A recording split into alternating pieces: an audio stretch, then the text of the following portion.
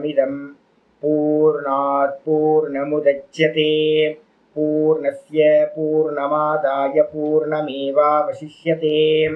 ओम शांति शांति शांति। ओम नारायण परो व्यक्तात् अंडमव्यक्त संभवम् अंडस्यान्तस्मिमे लोकाः सप्तद्वीपा च मेदिनीम्। ओम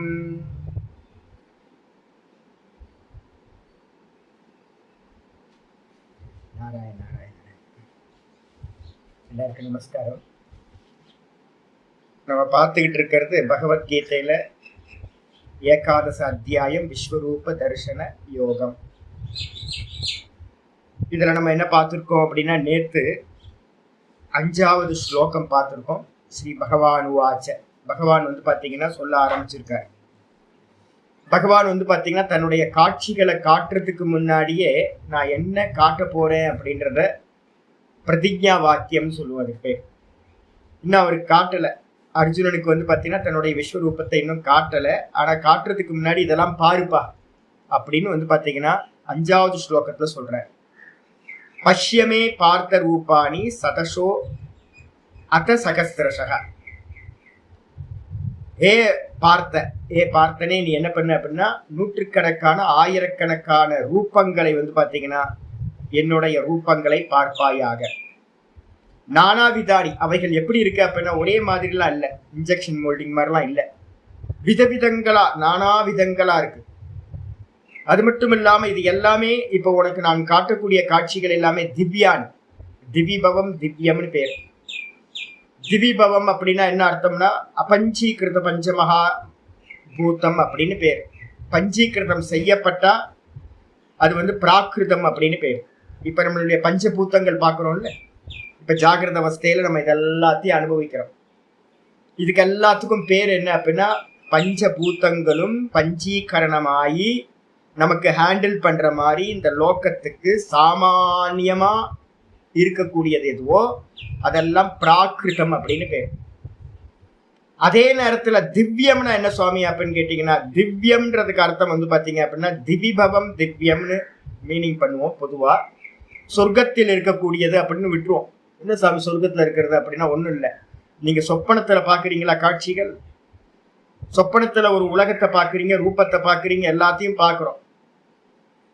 நான் பாத்தீங்கன்னா தெய்வ ரூபங்கள்லாம் நிறைய சொப்பனத்துல உபாசனா காலம் ஒண்ணு பண்ணீங்க அப்படின்னா, எப்போது நீங்க உபாசனை பண்ண ஆரம்பிச்சிட்டீங்கன்னா தெய்வங்கள் வரும் நல்லா. அதெல்லாம் பாத்தீங்கன்னா இண்டிகேஷன். அப்ப சொப்பனத்துல பாக்குற அந்த தெய்வங்கள்லாம் என்ன ரூபம் சாமி அப்படின்னு கேட்டீங்கன்னா அதுக்கு பேரு திவ்யம்னு பேர். நான் இப்போ ஒரு எக்ஸாம்பிள் பாத்தீங்கன்னா, நான் சொன்னல அடிக்கடி நான் உங்களுக்கு சொல்லிட்டு இருப்பேன்ல, நான் ஒரு இன்னும் பாத்தீங்கன்னா ஒரு 17ல பாத்தீங்கன்னா ஒரு சொப்பனம் பார்த்தேன். 2017 ஆயிடுச்சு, இப்போ 7-8 வருஷத்துக்கு மேல ஆச்சு. நம்ம பாத்தீங்க அப்படின்னா நம்ம திருவண்ணாமலை இதுல நம்ம ஸ்ரீரங்கம் பக்கத்துல நம்ம திருவானை கோயில்ல இருக்கக்கூடிய அம்பாள் பாத்தீங்க அப்படின்னா அகிலாண்டேஸ்வரின்னு பேரு. எனக்கு ரொம்ப பிரியம். சின்ன வயசுல பாத்தீங்கன்னா அப்பப்போ போய் உட்கார்ந்துக்கிட்டு அம்பாளை பார்த்துக்கிட்டே இருப்போம். ஃப்ரீயா இருக்கும், யாரும் இருக்க மாட்டாங்க. அந்த அம்பாள் பாத்தீங்கன்னா ஒரு சாதாரணமா பார்த்த அம்பாள் ரொம்ப சின்ன ரூபம் தான், பெரிய ரூபம்லாம் இருக்காது கோயில். இது ஒரு நாள் என்ன ஆச்சு அப்படின்னு கேட்டீங்கன்னா, சொப்பனத்துல பாத்தீங்கன்னா அகிலாண்டேஸ்வரி என்னோட கனவுல சொப்பனத்துல வந்தாங்க. எப்படி வந்தாங்க அப்படின்னா, மெதுவா அந்த விக்கிரகம் பாத்தீங்க அப்படின்னா நல்ல கோயில், அதுக்கு விமானம் இல்லை, ஒரு மேல ஓப்பனா இருக்கு, டெரஸ் இல்லாம ஓப்பனா இருக்கு. அந்த ஓப்பனா இருக்கக்கூடிய அந்த இடத்துல பாத்தீங்கன்னா அம்பாள் பாத்தீங்க அப்படின்னா எனக்கு தெரியுது வந்திருக்கிறது அகிலாண்டேஸ்வரின்னு தான் என்னோட சித்தத்துல இருக்கு. அந்த ரூபம் பாத்தீங்கன்னா மெதுவா மெதுவா மெதுவா வளர்ந்துகிட்டே போகுது, பெருசா வளருது, மெதுவா மெதுவா மெதுவா வளர்ந்து அந்த அந்த அது மாதிரி ஒரு காட்சிகளை நான் பாத்தீங்கன்னா வெளியில பார்க்க முடியுமானா வெளியில பார்க்க முடியாது. நான் போய் பாத்தீங்கன்னா அதுக்கப்புறம் கொஞ்ச நாள் கழிச்சு அகிலாண்டேஸ்வரி போய் பார்க்கறதுக்கு போறேன். அகிலாண்டேஸ்வரி எப்பவும் போல அப்படியே தான் இருக்காங்க. எப்பவும் போல மற்ற ஜீவராசிகளுக்கு எப்படி பாத்தீங்கன்னா தெரிவாங்களோ, ஆராதனைகள் பண்றாங்களோ, அதே மாதிரிதான் தரிசனம் பண்ணிட்டு வந்தேன். ஆனா என்னுடைய சொப்பனத்துல நான் பார்த்த காட்சி மெதுவா மெதுவா மெதுவா அம்பாள் பாத்தீங்கன்னா வானத்துக்கும் பூமிக்கும் மெதுவா வளர்ந்தாங்க. என்னால ஒரு குறிப்பிட்ட டைமுக்கு மேல என்னோட சொப்பனத்துல பாத்தீங்கன்னா பார்க்க முடியல. நல்லா வளர்ந்தாங்க அந்த வானத்துக்கும் பூமிக்கும் பெருசா. அதோட என்னோட சொப்பனம் வந்து பாத்தீங்கன்னா வானத்துக்கு பூமிக்கு நான் சும்மா சொல்றேன், ஒரு பெரிய அளவுல ரூபம் வளர ஆரம்பிச்சதோ இல்லையோ என்னால வந்து பார்க்க முடியாம நான் என்ன பண்ணிட்டேன், அந்த அந்த சொப்பனம் வந்து பிரேக் ஆயிடுச்சு, வெளில வந்து. அது இன்னும் வந்து பாத்தீங்கன்னா சில சொப்பனங்கள் என்ன இருக்கும் அப்படின்னு கேட்டா, தேவதையோட சொப்பனங்கள் மறக்கவே மறக்காது. இப்ப எனக்கு நான் இப்போ உங்கள்கிட்ட பேசிட்டு இருக்கும் போதே அந்த ரூபத்தை நான் வந்து பாத்தீங்கன்னா பார்த்துக்கிட்டே இருக்கேன். என்னோட அம்பாலோட ரூபம் வந்து அகிலாண்டேஸ்வரி ரூபம் எனக்கு கண்ணுக்கு முன்னாடி நிற்கிது உள்ளுக்குள்ளார. வெளியில தெரியலையே சாமி அப்படின்னா, வெளியில தெரியல. அப்ப வெளியில தெரிஞ்சா பிராகிருதம், வெளியில தெரியாம வந்து பாத்தீங்கன்னா ஒரு இண்டிவிஜுவல் பெர்சனுக்கு மட்டும் தெரிஞ்சது அப்படின்னா அதுக்கு பேரு திவ்யம் அப்படின்னு பேரு. மனசுல நீங்க பாக்குறது எதுவோ அது அபஞ்சீகிருதம். அபஞ்சீகிருத்தம்னா பஞ்சீகரணம் அப்படின்னு ஒரு பிரக்கிரியா இருக்கு. அது செய்யப்படாத தன்மாத்திரா ரூபம். அப்ப நம்ம பார்க்கிற சொப்பனத்துல பார்க்கிற உலகங்கள், சொப்பனத்துல பார்க்கிற காட்சிகள், சொப்பனத்துல அனுபவிக்கிறது எதெல்லாம் அனுபவிக்கிறோமோ சுகம் துக்கம் எல்லாம் வந்து பாத்தீங்க அப்படின்னா திவ்யம் அப்படின்ற அர்த்தத்துல எடுத்துங்க. அப்ப இதான் இவ்வளவு டிஃபரன்ஸ், இவ்வளவுதான். இதை வந்து பாத்தீங்கன்னா வேற ஏதாவது இதுல சொல்ல முடியுமா சுவாமி அப்படின்னு கேட்டீங்கன்னா, சத்தியத்தை வந்து பேசும்போது 3 விதமான சத்தியம் சொல்லுவோம். ஒண்ணு வந்து பாத்தீங்க அப்படின்னா ரொம்ப அப்சல்யூட்டா இருக்கிறதுக்கு பாரமார்த்திக சத்தியம்னு பேர். வாஸ்தவம் இருக்கிறது இருக்கிற மாதிரி சொல்றதுக்கு பாரமார்த்திகம். அதுக்கப்புறம் இப்ப நம்ம எல்லாத்துக்கும் தெரிஞ்சு இந்த உலகத்தை எல்லாத்துக்கும் தெரிஞ்சது எது அப்படின்னு கேட்டீங்கன்னா அதுக்கு பேரு வியாபகாரிக சத்தியம் அப்படின்னு பேரு. பாரமார்த்திக சத்தியம், அதுக்கப்புறம் வியாபகாரிக சத்தியம், அதுக்கப்புறம் ஒவ்வொரு இண்டிவிஜுவலுக்கும் தனிப்பட்ட பார்வைன்னு ஒண்ணு இருக்கு. நான் கோபுரத்தை வந்து பாத்தீங்கன்னா சிவலிங்கமா பாக்குறேன், வேற யாருக்கும் தெரியணும்னு அவசியம் இல்லை. இந்த மலையை வந்து பாத்தீங்கன்னா நான் சிவலிங்கமா பாக்குறேன். என் கூட இருக்கிற இன்னொரு சாமி சொல்றாரு, இது இந்த மலையை எவனோ ஒருத்தர் சுத்திக்கிட்டே இருக்காங்க, என்னன்னு தெரியல அப்படின்ட்டு போறாரு. இந்த மலை வந்து பாத்தீங்கன்னா அவருக்கு வந்து பாத்தீங்கன்னா சிவன் இல்லை, சிவலிங்கம் இல்லை, ஆனா எனக்கு சிவலிங்கமா தெரியுது. அப்ப தனிப்பட்ட முறையில ஒவ்வொருத்தருக்கும் ஒரு விஷன் இருக்கு. தனிப்பட்ட உள்ளுக்குள்ளார இருக்கிறத வச்சுக்கிட்டு ப்ரொஜெக்ஷன் நடக்கும். அதுக்கு என்ன பேரு அப்படின்னு கேட்டீங்கன்னா, முதல்ல நம்ம எல்லாத்துக்கும் காமனா இருக்கிறது வியாபகாரிக்க மலை. மலைன்றது எல்லாத்துக்கும் காமன் தானே, திருவண்ணாமலை. அது எனக்கு வந்து பாத்தீங்கன்னா சிவலிங்கமா தெரியுது அப்படின்னா அதுக்கு பேர் பிராதிபாசிக்க சத்தியம் அப்படின்னு பேர். பிராதிபாசிக்க சத்தியம்.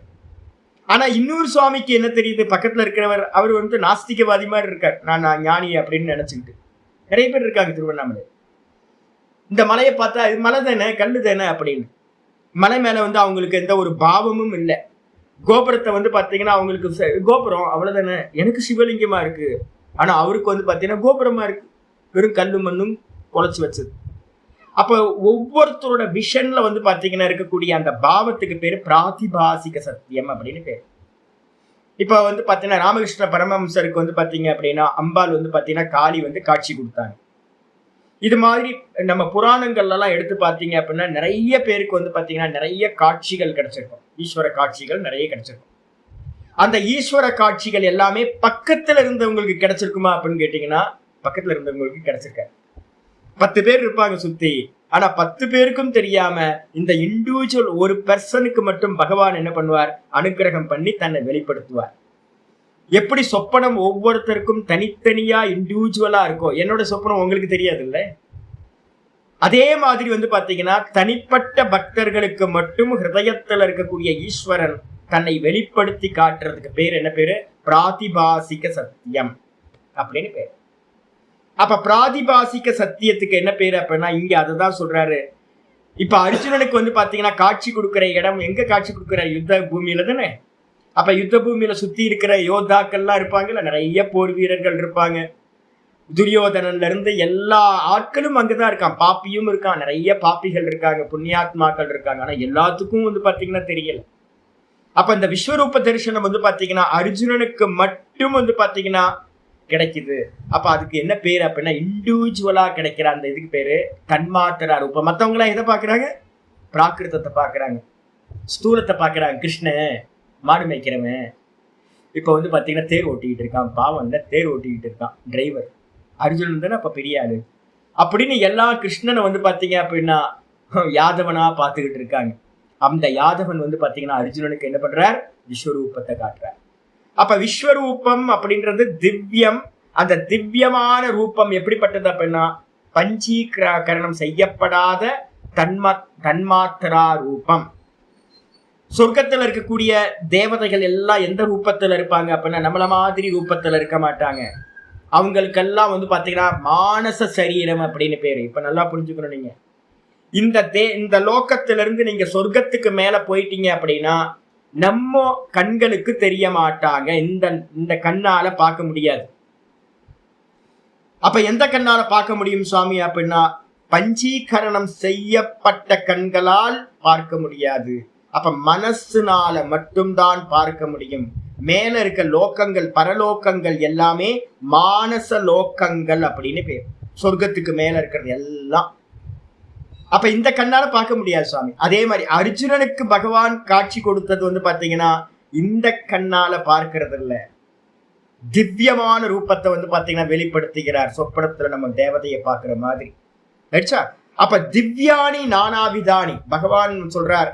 திவ்யமான நானாவிதங்களா இருக்கக்கூடிய நானா வர்ண கிருத்தானி, அநேக வர்ணங்களை உடையதா அநேக அவயவங்களை உடையதா இருக்கக்கூடிய ரூபங்களை நீ என்ன பார்ப்பாயாக, பஷ்ய பார்ப்பாயாக சொன்னதுக்கு பிறகு இன்னைக்கு பாட்டம் ஆரம்பிக்குது. பஷ்யாதித்யான் வசூன் ருத்ரான், பஷ்யாதித்யான் வசூன் ருத்ரான், அஸ்வினௌ மருதஸ்ததா, அஸ்வினௌ மருதஸ்ததா, பகூன் யதிருஷ்டபூர்வாணி, பகூன் யதிருஷ்டபூர்வாணி, பஷ்யாச்சர்யாணி பாரத, பஷ்யாச்சர்யாணி பாரத. பஷ்ய பஷ்ய பஷ்யன்னு வருது பாருங்க எல்லா இடத்துலயும். நான் உங்களுக்கு சொல்லிட்டே இருக்கேன், பாருங்க பாருங்க பாருங்க பாருங்க. பார்க்கணும், பார்த்துக்கிட்டே இருக்கணும். இதான் சாதகனோட முக்கியமான காரியம் என்னன்னா பார்த்துக்கிட்டே இருக்கணும். அது முக்கியமா பாத்தீங்கன்னா இந்த வேதாந்தத்துக்குள்ளார வந்துட்டோம் அப்படின்னா எத்திர மனோகச்சதி, எங்கெங்கெல்லாம் மனசு போகுதோ அங்கங்கெல்லாம் பிரம்மத்தை பார்க்கணும். அதுதான் பாத்தீங்கன்னா பிரக்ரியா. விராட் ரூபத்தை முதல்ல பார்த்து பார்த்து பார்த்து பழகுனாதான் இந்த தாட்டையும் நீங்க பார்க்கிற சாமர்த்தியம், இந்த பிராணனையும் பார்க்கிற சாமர்த்தியம் உங்களுக்கு உண்டாகும். அப்ப பார்க்கறத பாத்தீங்கன்னா எல்லாத்துலயும் பாத்தீங்கன்னா பார்க்கணும். ஆச்சரியர் ஆரம்பிக்கிறார். பஷ்ய பஷ்ய அப்படின்னா பார்ப்பாயாக. எதை பார்க்கணும் சுவாமி? ஒரு வார்த்தை இருக்கு பாத்தீங்கன்னா பஷ்ய. பாரதன்னு ஒரு சப்தம் இருக்கா? பாரதன்னு ஒரு சப்தம் பாத்தீங்கன்னா சம்போதனம் லாஸ்ட்ல முடியும் போது இருக்கிறது. ஹே பாரத, பிரகாசத்தில் மட்டுமே பாத்தீங்கன்னா ரம்மிப்பாயாக, சைத்தன்யத்துல ரம்மி, இந்த லோக்கத்துல இருக்கிற நாம ரூபத்துல எல்லாம் மயங்கிறாத. அதனால்தான் பாத்தீங்கன்னா பாரத. அது மட்டும் இல்லாம பஷ்ய, ஏ பார்த்த, ஏ பாரத பார்ப்பாயாக. எதை பார்க்கணும்? ஆதித்யான். எத்தனை ஆதித்யர்கள் அப்படின்னு கேட்டீங்கன்னா 12 ஆதித்யர்கள். துவாதச ஆதித்ய ஏகோ தேவதா. இதை எடுத்து பக்கத்துல வச்சுக்கிட்டு இந்த தேகத்துல 12 ஆதித்யர்கள் யாரு இதெல்லாத்தையும் நீங்க அதுல நான் சொல்லியிருக்கேன். அதெல்லாம் எடுத்து இந்த தேகத்துல இருக்கிறத பாத்துக்குங்க. அதுக்கப்புறம் வசூனு, அஷ்ட வசுக்கள் அப்படின்னு சொல்லக்கூடிய 8 வசுக்கள். அதுக்கப்புறம் ருத்ரானு, ஏகாதச ருத்ரர்கள். இது மாதிரி இருக்கக்கூடியது கூடவே பாத்தீங்கன்னா அஸ்வினவ், அஸ்வினி தேவர்கள் 2 பேரு. தீவச்சனம் போட்டிருக்கு அஸ்வினவ். 2 அஸ்வினி குமாரர்கள் 2 பேரு. அதுக்கப்புறம் 49 மருத்து தேவதைகள். மருத்தகா ததா, அது போலவே மருத்து தேவதைகள் 49 பேர். இவர்களை எல்லாத்தையும் என்ன பண்ணு? பார்ப்பாயாக. பஷ்ய, இவைகளை எல்லாத்தையும் என்னுடைய சரீரத்துல பார்ப்பாயாக. அப்ப பகவான் பாத்தீங்கன்னா ஒரு பெரிய சரீரம் எடுத்திருக்காரு. அந்த சரீரத்துல பாத்தீங்கன்னா ஏகாதச ருத்ரர்கள், துவாதச ஆதித்யர்கள், அஷ்ட வசுக்கள், 49 பேர் பாத்தீங்கன்னா மருத்து தேவதைகள், அஸ்வினி குமாரர்கள். இவங்க எல்லாம் இந்த பிரம்மாண்டத்துல பகவானோட ரூபத்துல தான் இவங்க எல்லாம் இருக்காங்க. என்னோட பரமஹம்சானந்தான்ற ரூபத்துல நான் என்னவா இருக்கேன்? சுவாமி என்னோட கொண்ட, என்னோட நெற்றி விபூதி போட்டிருக்கேன், என்னோட கண்ணாடி, என்னோட மீசை, என்னோட தாடி, நான் போட்டிருக்க அங்க வஸ்திரம், என்னோட காலு, என்னோட கை, அப்படி நான் பாத்தீங்கன்னா ஒரு ரூபத்துல இத்தனை அவயவங்கள் இருக்குல்ல. இதே மாதிரி பாத்தீங்கன்னா இந்த மொத்த பிரம்மாண்டமும் பகவானோட ரூபம், விராட் ரூபம். இதுல பாத்தீங்கன்னா ஆதித்யர்களும் ருத்ரர்களும் அஸ்வினி குமாரர்களும் மருத்து தேவதைகளும் எல்லாம் அங்கங்களா, அவயவங்களா, அம்சங்களாக இருக்கிறார்கள். இதை எல்லாத்தையும் நீ பாரு. பகூனி அதிர்ஷ்ட பூர்வாணி. அது மட்டுமல்ல, நீ பாத்தீங்கன்னா பார்க்காதவைகளா இருக்கும். இந்த லோக்கத்துல உனக்கு இதுவரைக்கும் நீ பார்க்காத விஷயங்கள். நதிருஷ்டம் இது அதிர்ஷ்டம். அதிர்ஷ்டம் அப்படின்னா இதுவரைக்கும் நீ பார்க்காத விஷயங்கள். பகூனி அதிர்ஷ்ட பூர்வாணி. பூர்வாணி அப்படின்னா முன்னாடி நீ பார்க்காத அநேக விஷயங்களையும் நீ என்ன பண்ண பஷ்ய பார்ப்பாயாக. ஆச்சரியாணி, அதெல்லாம் எப்படி இருக்கும் சுவாமி? நான் முன்னாடி பார்க்கறது என்னது? எப்பவுமே ஆச்சரியம் எப்போ வரும் தெரியுங்களா உங்களுக்கு? ஏற்கனவே நான் பார்க்கவே இல்லை, அதை பார்க்கும்போது பாத்தீங்க அப்படின்னா ஆச்சரியமா இருக்கும். ஐயோ என்னடா அது இவ்வளவு பெருசா இருக்கு அப்படின்னு. ஒரு ஆப்பிள் பாத்தீங்கன்னா நான் என்ன பண்ணேன் அப்படின்னு கேட்டீங்கன்னா, இதுக்கு போயிருக்கேன், சிம்லா போயிருக்கேன். சிம்லால பாத்தீங்க அப்படின்னா ஒரு இடத்துல ஒரு வீட்டுல தங்கியிருந்தேன். ஒரு அம்மா, நல்ல அம்மா. அந்த அம்மா பாத்தீங்கன்னா ஹஸ்பண்ட் ஒய்ஃப் 2 பேர் ரொம்ப நல்லா சேவா பண்றவங்க, சாதுக்களுக்கு யாருமே தெரியாது. நாங்க பாத்தீங்கன்னா ஒரு பிச்சைக்காரனா போயிருந்தோன்னே, சாமி சாப்பிட்டீங்களா அப்படின்னு கேட்டாங்க. இல்லை அப்படின்னு. வாங்க அப்படின்னு கூப்பிட்டாங்க. கூப்பிட்டு, சாமி ஒரு 1/2 மணி நேரம் ஆகும், நான் சப்பாத்தி எல்லாம் மேக் பண்ணி தரேன் உங்களுக்கு, அது வரைக்கும் நீங்க பாத்தீங்கன்னா உட்காருங்க, ஸ்நானம் பண்ணலாம் பண்ணுங்க அப்படின்னு உட்கார வச்சாங்க. உட்கார வச்சுட்டு போனாங்க. போனதுக்கு பிறகு பாத்தீங்கன்னா ஒரு பெரிய ஆப்பிளை கொண்டு வந்தேன். நான் இது வரைக்கும் ஜீவனத்தை பார்த்ததே இல்லை அது மாதிரி ஒரு ஆப்பிள். இவ்வளவு பெரிய ஆப்பிள், பரங்கிக்காய் மாதிரி பாத்தீங்கன்னா இவ்வளவு பெரிய ஆப்பிளை கொண்டு வந்தாங்க. ஐயோ, இது வரைக்கும் நான் பார்த்ததில்லை, இதுக்கு முன்னாடியும் பார்த்ததில்லை, இதுக்கு இப்போவும் நான் பார்த்ததில்லை. அது நடந்து பாத்தீங்கன்னா 15-20 வருஷத்துக்கு மேல ஆயிப்போச்சு. அப்ப பாத்தீங்கன்னா எதை நீங்க பாத்தீங்கன்னா முன்னாடி பார்க்கலையோ அதை பார்க்கும் போது உங்க கண்ணு என்ன பிரைட்டா, ஐயோ இது ஆப்பிள் இது வரைக்கும் நான் பார்க்கவே இல்லையே அப்படின்னு. அப்ப அர்ஜுனன் பாத்தீங்க அப்படின்னா ஆச்சாரியர் சொல்றாரு, இதுக்கு முன்னாடி இந்த உலகத்துல நீ எதையெல்லாம் பார்க்கவில்லையோ அது மாதிரி ஆச்சரியமான விஷயங்களையும் நீ என்ன பண்ணு பார்ப்பாயாக அப்படின்னு ஆச்சாரியார் சொல்லி முடிக்கிறார். பாஷ்யத்துக்கு வந்திருக்கு. பஷ்யனா பார்ப்பாயாக கட்டளை இது. பஷ்ய பஷ்ய பஷ்ய ஏத்தானு பஷ்ய முதல்ல வந்துச்சு. ஏத்தானு பஷ்ய அப்படின்னா இவைகளை பார் அப்படின்னு முதல் அத்தியாயத்துல 2வது அத்தியாயத்துல பார்த்தோம் உபதேசம். அதே நேரத்துல பாத்தீங்கன்னா இங்க பார்க்கறது என்ன அப்படின்னா எல்லாத்தையும் ஈஸ்வர ரூபமா பாரு, விராட் ரூபமா பாரு. திரஷ்டா திருஷ்யம்னு பார்க்கறது முதல் பார்வை. முதல் பார்வைக்கு நம்ம என்ன பண்ணிருக்கோம்? திரஷ்டா திருஷ்யம், நான் பார்ப்பவன், இது எல்லாம் பார்க்கப்படுகின்றவைகள்னு பார்க்கிறது. ஆனா அது ரொம்ப உத்கிருஷ்டம்.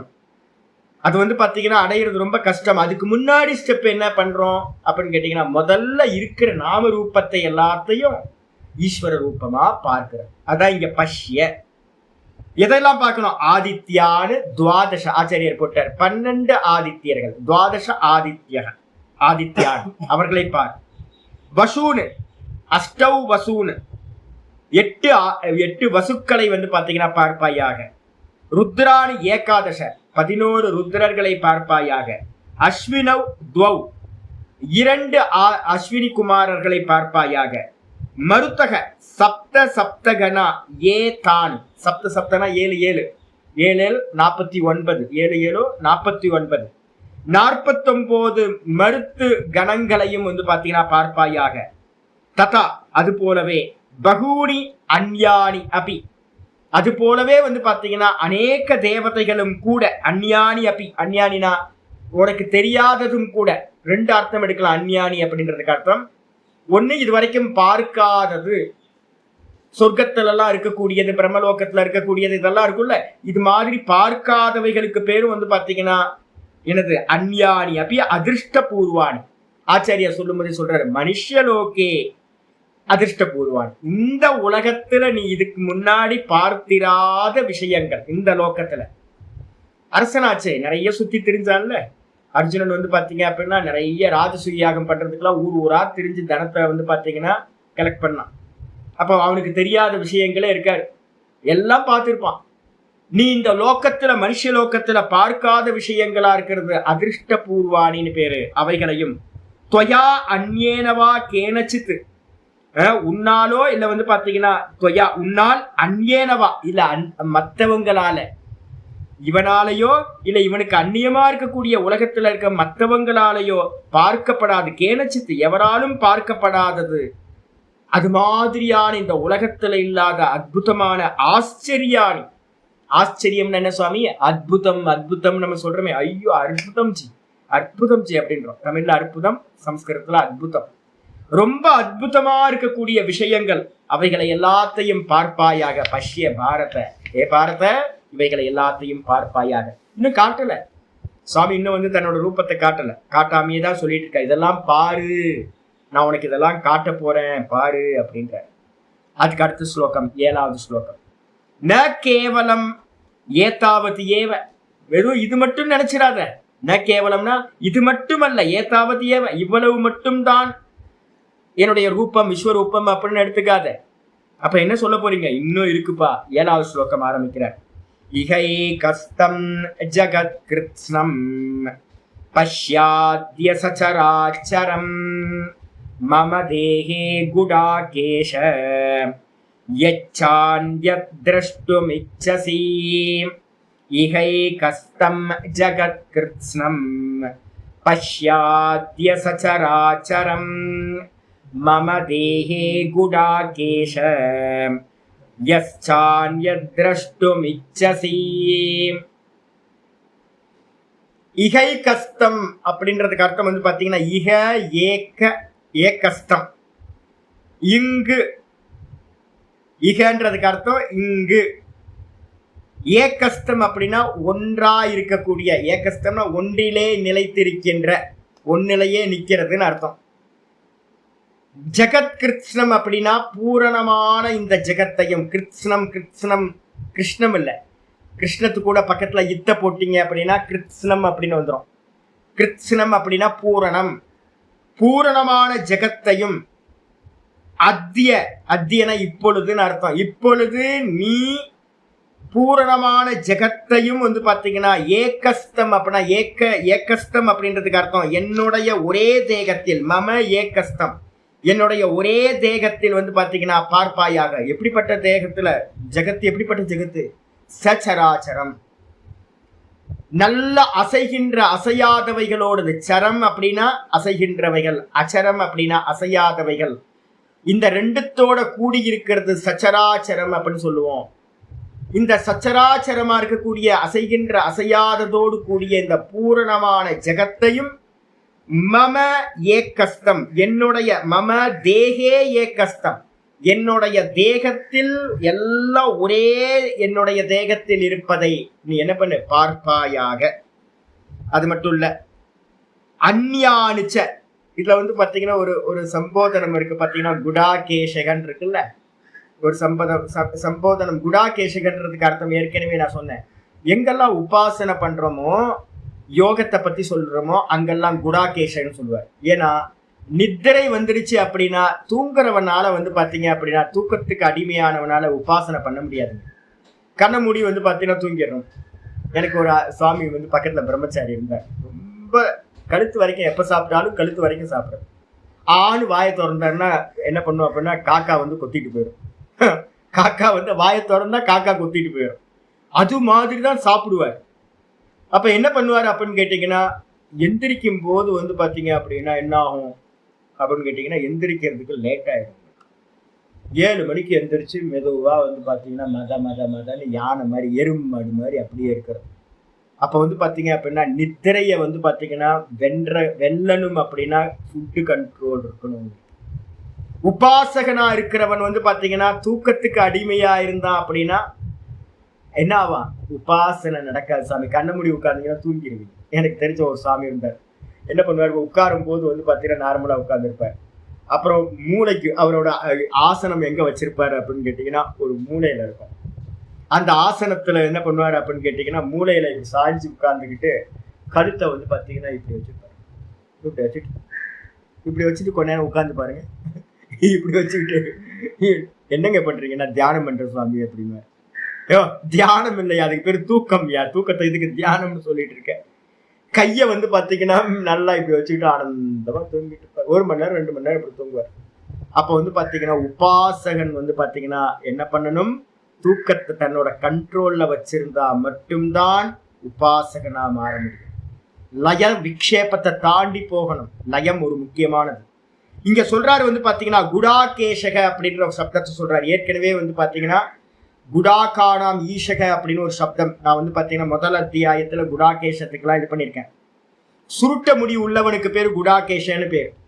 சுருட்ட முடி இருக்கிறவனுக்கு பேர் குடாகேஷக. நித்திரையை வென்றவனுக்கு பேர், தூக்கத்தை வென்றவனுக்கு பேர் குடாகேஷக. அதே நேரத்துல சிவபக்தனுக்கு பேரும் வந்து பாத்தீங்கன்னா குடாகேஷக. அர்ஜுனன் வந்து பாத்தீங்கன்னா ரொம்ப சிவபக்தன், கூட வந்து கிருஷ்ணர் இருக்காரு. ஆனா இவன் யாரோட பக்தன் பாத்தீங்கன்னா சிவனோட பக்தன், விஷ்ணுவோட பக்தன் இல்லை இவன். அப்ப சிவபக்தனுக்கு பேர் வந்து பாத்தீங்கன்னா குடாகேஷகன்னு பேர். அப்போ ஹே குடாகேஷ சம்போதனம் வந்துருது. குடாகேஷனே என்னுடைய தேகத்தில் என்னது அப்படின்னா சராச்சரமா இருக்கக்கூடிய அண்ட சராச்சரங்களையும் என்னுடைய ஒரே தேகத்தில் பார்ப்பாயாக. அது மட்டும் இல்ல, எச்ச அந்நியத்து பதபதார்த்தத்துல அந்நியன்னு இருக்கு, அந்நியத்துன்னு போட்டுக்கணும். எச்ச அந்நியத்து, அந்நியத்து அப்படின்னா என்ன அர்த்தம்? இதற்கு அந்நியமாக எதெல்லாம் வந்து பாத்தீங்கன்னா நீ பார்க்கணும்னு ஆசைப்படுறியோ, என்னுடைய தேகத்தில் உனக்கு வந்து பாத்தீங்கன்னா எதையெல்லாம் இப்ப நான் சொன்னதுக்கு அந்நியமா பார்க்கணும்னு ஆசைப்படுறியோ, அண்ட சராச்சரங்களையும் அதற்கு அந்நியமானதையும், இச்சசி எதை திரஷ்டும் இச்சசி நீ பார்ப்பதற்கு ஆசைப்படுகின்றாயோ அந்த விஷயங்களையும் நீ என்ன பண்ணு, பஷ்ய பார்ப்பாயாக அப்படின்ட்டு பாஷிகருக்கு வந்து இக இக ஏகஸ்தம் அப்படின்னா அர்த்தம் ஏகஸ்மின் ஸ்திதம், ஒன்னத்திலேயே நிற்கக்கூடிய, இங்கு ஒன்றிலேயே நிற்கக்கூடிய எனது ஜெகத்கிருத்னம், இந்த மொத்த ஜெகத்தும் சமஸ்தம், இந்த சமஸ்தமா இருக்கக்கூடிய முழு ஜெகத்தும் பூரணமான ஜெகத்தும் என்னது கிருத்னம்ன்ற சப்தத்துக்கு அர்த்தம் சமஸ்தம் பூரணம் அப்படின்னு அர்த்தம், முழுஷா அப்படின்னு அர்த்தம். இந்த முழுஷா எல்லா ஜெகத்தையும் நீ என்ன பண்ணு, இக பஷ்ய இப்போது, இகனா இங்கு பார்ப்பாயாக. எப்போ? அத்ய இப்ப பாரு, இதானியும் இப்ப நான் உனக்கு காட்ட போறேன், நீ இங்கேயே பார்த்து கொள்வாயாக. எதை சுவாமி பார்க்கணும்? சச்சராச்சரம். சச்சராச்சரம் என்ன அர்த்தம்? ஒரு சா போட்டீங்கன்னா சகன்னு அர்த்தம். சகவோட சுருக்கம் வந்து பாத்தீங்கன்னா ச. சகனா கூட, எதோடு கூட? சரேன அச்சரேனச்ச வர்த்தமானம், அசைகின்ற அசையாதவைகளோடு கூடியிருக்கின்ற. சரம்னா அசைகின்ற, அச்சரம்னா அசையாத, இவைகளோடு கூடியிருக்கின்ற இந்த சமஸ்த ஜெகத்தையும் பூரணமான ஜெகத்தையும், ஜெகத்தா இருக்கக்கூடிய மம தேகே இந்த ஜெகத்தை வந்து பாத்தீங்கன்னா என்னுடைய தேகத்தில் என்ன பண்ணு, பஷ்ய அப்படின்றத போட்டுக்கணும், பார்ப்பாயாக. என்னது? ஏ குடாகேஷ, ஏ குடாகேஷ சம்பவம் இதெல்லாம் பண்ணியாச்சு. நித்திரையை வென்றவனே, எத்துச்சு அந்நியத்து, அது மட்டும் இல்ல எதெல்லாம் உனக்கு வந்து பாத்தீங்கன்னா இதுக்கு அந்நியமா, ஜெயா பராஜயாதி எத்து சங்கசே, இந்த யுத்தத்துல நாங்க வந்து பாத்தீங்கன்னா வெற்றி அடைவோமா இல்ல தோல்வி அடைவோமா அப்படின்னு இவனுக்கு வந்து பாத்தீங்கன்னா ஏற்கனவே ஒரு கேள்வி இருந்துச்சு. 2வது அத்தியாயத்துல வந்து ஆச்சாரியார் சொல்றார், 2வது அத்தியாயத்துல 6வது ஸ்லோகத்துல யத்வா ஜெயேம யதிவா நோ ஜெயேயுகு, ஒருவேளை நாங்க ஜெயிப்போமோ, ஒருவேளை நாங்கள் வந்து பாத்தீங்கன்னா எங்களை அந்த துரியோதனாதிகள் வெற்றி கொள்வார்களோ. அப்ப என்னாச்சு? இந்த யுத்தம் ஆரம்பிக்கிறதுக்கு முன்னாடி இவங்க யாருக்குமே தெரியாது, யாரு ஜெயிப்பா யாரு தோத்து போவா அப்படின்னு யாருக்கும் தெரியாது. அர்ஜுனனோட மனசுக்குள்ளார கூட வந்து பாத்தீங்கன்னா இந்த விஷயம் இருந்துச்சு. 2வது அத்தியாயத்துல 6வது ஸ்லோகத்துல தன்னோட வாயிலேயே அவன் சொன்னான், நாங்கள் ஜெயிப்போமா நாங்கள் ஜெயிக்க மாட்டோமா என்று தெரியாது அப்படின்னு. எல்லாத்துக்கும் ஒரு ஒரு ஒரு ஸ்டார்ட் பண்றோம் அப்படின்னா அந்த கியூரியாசிட்டி இருக்கும்ல, யார் ஜெயிப்பா யார் ஜெயிப்பா யார் ஜெயிப்பா யார் தோத்து போவா அப்படின்னு ஒரு கியூரியாசிட்டி இருக்கும். மேட்சா இருந்தாலும் சரி, எந்த ஒரு விஷயமா இருந்தாலும் சரி. அப்ப வந்து பாத்தீங்கன்னா இவனுக்கும் வந்து பாத்தீங்கன்னா அது மாதிரியான அந்நியத்து ஜெய பராஜயாது எத்து சங்கசை, நாங்க தோத்து போவோமா ஜெயிப்போமா அப்படின்னு உனக்கு என்ன கேள்வி இருந்ததோ அதுக்கான விஷயத்தையும் வந்து பாத்தீங்கன்னா இது எத்து அவோச்சக, இந்த 2:6 நீ எதை சொன்னாயோ ததபி அதையும் கூட வந்து பாத்தீங்கன்னா திரஷ்டும் எது இச்சசி, உனக்கு ஆசை இருந்துச்சுன்னா ஃபியூச்சர்ல நடக்கக்கூடிய 18 நாட்களுக்கு பிறகு இந்த யுத்தம் என்ன ஆகும்னு நீ தெரிஞ்சுக்கிறத இப்பவே நீ பார்த்துக்கோ. அப்ப என்ன அர்த்தம்? பிரசன்ட், பாஸ்ட், ஃபியூச்சர் எல்லாத்தையும் வந்து பாத்தீங்கன்னா இந்த விராட் ரூபத்துல வந்து பாத்தீங்கன்னா பார்க்க முடியும். முடிச்சா நீ பார்த்துக்கோ ஆசைப்பட்ட அப்படின்னா அப்படின்னு ஆச்சாரியார் சொல்றார். ஆச்சாரியார் 8வது ஸ்லோகம் சொல்றார், கிந்து கிந்துனா ஆனா உன்னோட நொல்ல கண்ணை வச்சுக்கிட்டு பார்க்க முடியாது.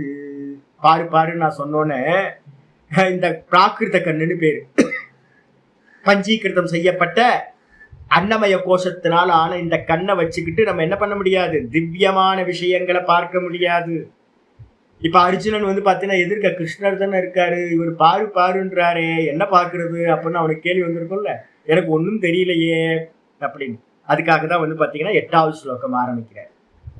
நது மாம் சக்யசே திரஷ்டும் அனேனைவ ஸ்வசக்ஷுஷா.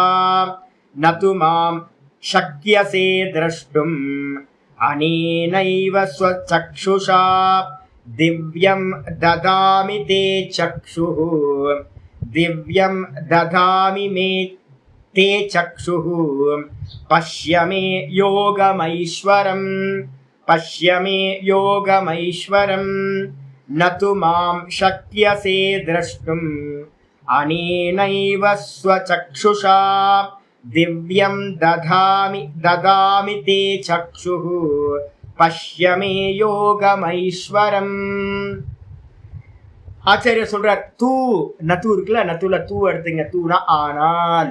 ஏ அர்ஜுனா, ஆனால் மாம் அனேன ஸ்வசக்ஷுஷா. மாம்னா என்னை. நான் இப்ப உனக்கு வந்து வர்ணனை பண்ணனே இந்த அண்ட சராச்சரங்களையும் எனக்கு மேல நீ பாரு அப்படின்னு. அப்படிப்பட்ட அந்த விஸ்வரூபமா இருக்கக்கூடிய என்னை, விஸ்வரூபதாரியா இருக்கக்கூடிய என்னை, இந்த அனேன அப்படின்னா இந்த ஸ்வசக்ஷுஷா உன்னுடைய சொந்த கண்களால். உன்னோட கண்ணு இருக்க, இந்த கண்ணுல வந்து பாத்தீங்க அப்படின்னா ரெக்டினா அது இதுன்னு நிறைய பேர் ஒவ்வொன்றா சொல்றாங்கல்ல. இதனால வந்து பாத்தீங்கன்னா பார்க்க முடியுமா அப்படின்னு கேட்டீங்கன்னா, திரஷ்டும் ந சக்யசே, உன்னால் வந்து பாத்தீங்கன்னா பார்க்க முடியாது. உன்னுடைய சொந்த கண்களால் பார்க்க முடியாது. இப்ப நல்ல ஒரு விஷயம் வந்துடணும். அப்ப ஆயிரக்கணக்கான லட்சக்கணக்கான யுத்த வீரர்கள் இந்த பூமியில, அந்த யுத்த பூமியில இருந்திருக்காங்க குருக்ஷேத்திரத்துல. அந்த குருக்ஷேத்திரத்துல இருந்த போதும் எல்லாத்துக்கும் வந்து நார்மல் கண்ணு. அப்ப எல்லாரும் கிருஷ்ணரை எப்படி பார்த்திருப்பாங்க, கிருஷ்ணரா யாதவனா பார்த்திருப்பாங்க. மாடு மேய்க்கிறவனா, மாடு மேய்க்கிறவன் பாரு தேர் ஓட்டிட்டு இருக்கான் பாரு சாட்டையை வச்சுக்கிட்டு, அப்படின்னா பார்த்திருப்பாங்க. அப்ப உனக்கும் பார்க்க முடியாது, இங்க இருக்கக்கூடிய மற்றவர்களுக்கும் வந்து பாத்தீங்கன்னா விசிபிள் இல்ல பகவான். அதனால நான் என்ன பண்ண போறேன், அத்தக நம்ம போட்டுக்கணும், சப்ஸ்டியூட் பண்ணிக்கணும், அத்தியாகாரம்னு பேரு. அத்தக ஆகையினால் தே திவ்யம், உனக்கு, தேனா உனக்கு, உனக்கு வந்து பாத்தீங்கன்னா திவ்யம். திவ்யம் அப்படின்றதுக்கு அர்த்தம் தெய்வீகம் அப்படின்னு அர்த்தம். தெய்வ சம்பந்தம் அப்படின்னு அர்த்தம். தேவதையோட சம்பந்தத்தை உடையது அபஞ்சீகிருத கண்கள், பஞ்சீகரணம் செய்யப்படாத திவ்யமான கண்கள், மனக்கண் அப்படின்னு பேர். அந்த கண்களை வந்து பாத்தீங்கன்னா சக்ஷு, அந்த கண்களை வந்து பாத்தீங்கன்னா ததாமி, நான் உனக்கு தருகின்றேன். உனக்கு இப்ப நீங்க பாருங்க, இப்ப வந்து பாத்தீங்கன்னா உங்களுக்கு இது பண்ண முடியுமா, விசுவலைஸ் பண்ண முடியுமா? நான் கொஞ்சோண்டு எனக்கு சினிமாலெல்லாம் சின்ன வயசுல ரொம்ப இன்ட்ரெஸ்ட் இருந்துச்சு, சினிமா ஃபீல்ட்ல இருந்தேன். அதனால ஒரு ஃபில்மை வந்து பாத்தீங்கன்னா 10 வாட்டிலாம் பார்த்துருப்போம். சில ஃபில்ம்லாம் உட்காந்து சுற்றி இருக்கிற நிறைய ஆர்டிஸ்ட்லாம் இருப்பாங்க. அப்போ என்னன்னு கேட்டீங்கன்னா, ஆர்டிஸ்ட் வேற என்னன்னு. அப்போ ஆர்டிஸ்டா இருக்கிறதுனால ஒவ்வொரு அங்கங்களையும் பெயிண்டிங் பண்ணும்போது அவ்வளோ டைம் எடுக்கும். ஒரு கம்மல்னு நம்ம ஈஸியாக சொல்லிடுறோம். சுவாமிக்கு வந்து பார்த்தீங்கன்னா ஒரு கம்மல் தொங்குது அப்படின்னா அந்த கம்மலை வந்து வர வைக்கிறதுக்குள்ளார கஷ்டப்படுவோங்க. ஏன்னா கீழே தொங்குறாது, அப்படியே நவரத்தனங்கள் எல்லாத்தையும் கொண்டு வரணும். அப்போ இருந்து அந்த விஷன் வந்து பார்த்தீங்க அப்படின்னா ரொம்ப நுணுக்கமாக இருக்கும் ஆர்டிஸ்ட்டுங்களுக்கெல்லாம். அப்போ ஒவ்வொரு கேரக்டரையும், ஒரு படம் பார்க்குறோம் அப்படின்னா நீங்கள் பார்க்குற மாதிரி படம்லாம் நாங்கள் பார்க்க மாட்டோம். நான் வந்து பார்த்தீங்கன்னா பார்ப்பேன், என்னத்துக்கு ஒரு ஆர்டிஸ்ட் வந்து பார்த்தீங்கன்னா பக்கத்தில் டைரக்டர் உட்காந்துருப்பான், அசிஸ்டன்ட் டைரக்டர்லாம். கண்டினியூட்டி விட்டு போச்சு பாருங்க.